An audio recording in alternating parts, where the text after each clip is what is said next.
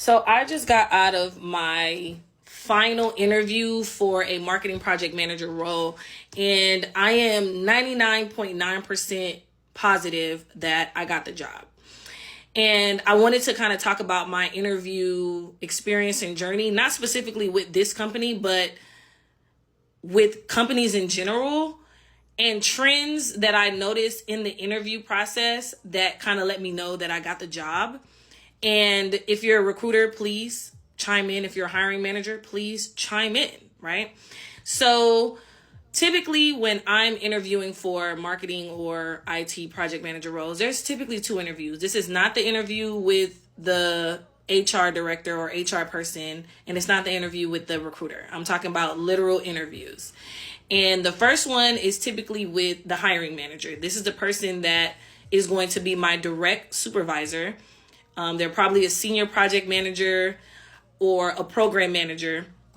And I interact with them on the day-to-day and the week-to-week. And so our interviews is going to focus on, are you able to manage projects? How would you manage projects? What obstacles and challenges have you experienced, and how did you overcome them? What type of software have you used, right? So they're really trying to understand if I can back up what was on my resume. And those interviews are the ones where you need to make them feel like they're talking to a coworker. In every interview with a hiring manager where I made them feel like they were on a call with their coworker that, you know, they could laugh with, crack a couple jokes and get the work done, they like those people, right? Because your application / resume already shows that you're qualified for the role. Now we need to see, are you qualified to work with me? That's really how I've interpreted it. And then once you make them feel like a coworker, what do you do for your coworker? What do you do for your friends? You go to bat for them, right? You advocate for them because you like them.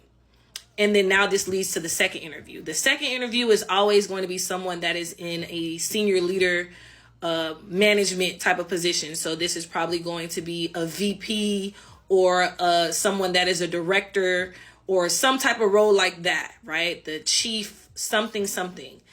Those are typically the next set of people you're interviewing with, but those people are not interested in learning if you know how to do the day-to-day task of your job. They want to kind of see how you think. They want to get to know you.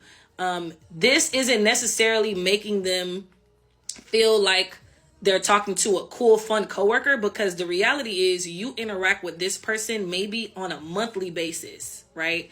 So maybe there's like a monthly project team or project managers. All of the project managers come together once a month, or the company, all hands come together. This is where they show up. So it sounds crazy when I say this, but they don't really care how cool or good of a coworker you are. They're just trying to see what type of person you are, right? Now, after that meeting should go fine. It should go pretty well. You ask questions. You could probably ask a little more higher level questions, right? More strategy, more techie, whatever the case is. You ask those questions. And then once they talk to each other, that hiring manager is now, that sees you as a coworker, that sees you as a friend, now they're going to go to bat with you, to bat for you.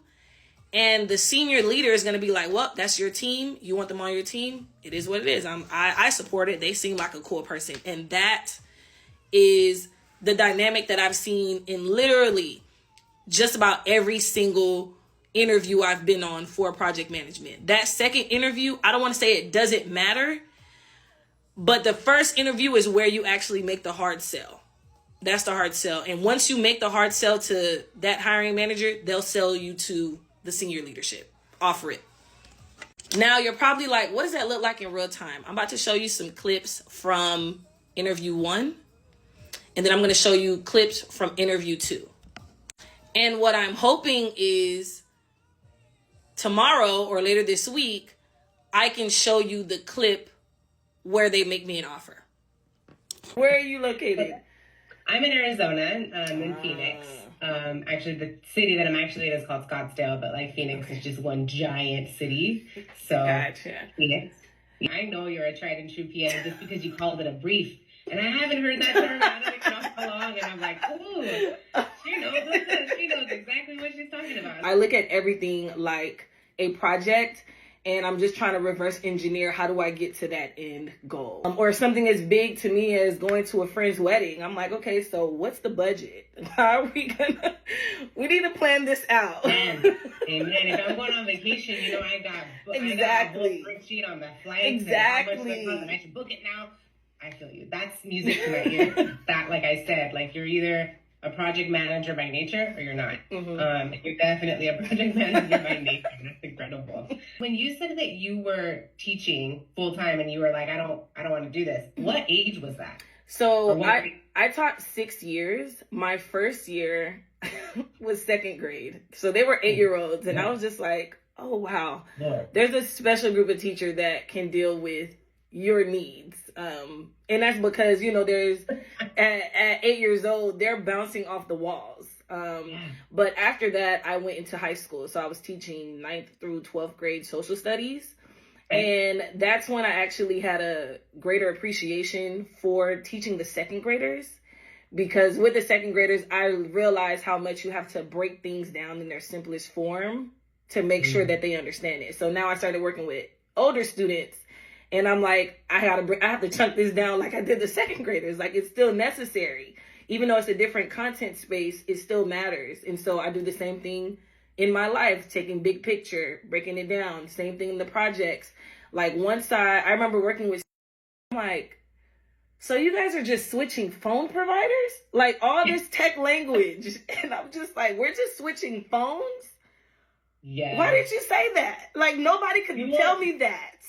I have had times where I'm onboarding a client. That means that they have signed the bottom line. They've made the agreement. We're building a website. And I'm okay for your new website. They're like, wait, you're building a website for us? And I'm like, well, what did you think we did here? So yeah, I get it. I totally get it. That's great. I think that experience in itself will add a lot of value when you're talking to clients. Yeah. I used to be a former educator. So I understand that even in a class of 20 students, everyone learns differently. Everybody kind of operates differently. And so I'm not making you adapt to me.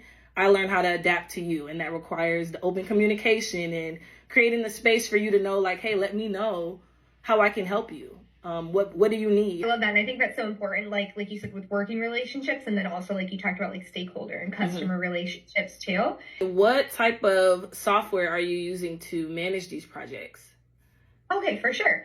So we use HubSpot as like our data source of truth CRM. We're not necessarily managing the projects in HubSpot, but that's where it's like, okay, like you have the company, so you can see like all the contacts as well as like custom objects. Like you have like a little ticket pipeline to get us data on like project start to project finish and like how much time did it spend in each phase of the project. But like with all of the tasking, we use ClickUp. And so we have like actual like workflow templates built out as well. What would success in this role look like? So success in this role is from a KPI standpoint, it's going to be like you'll have like your time frame for onboarding. So keeping that below a certain threshold. From the KPI standpoint, that's like the main one, as well as following like communication best practices.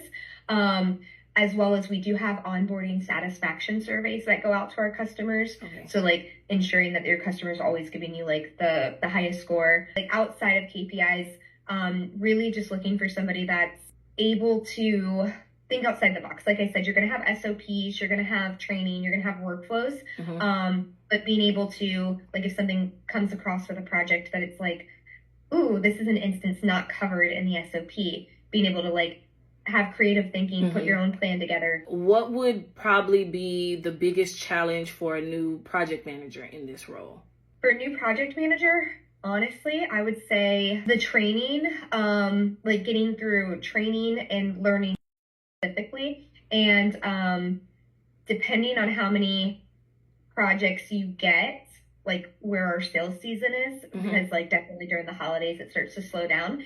Actually, it's like, the less projects you have and the slower they move, the harder it is to learn because you're not like getting those iterations in. So that's what I would say is because I actually worked this role in the past, and you'll get comfortable like by month 2, you're like, okay, I kind of got this, but I feel like month 3 is like when it finally clicks.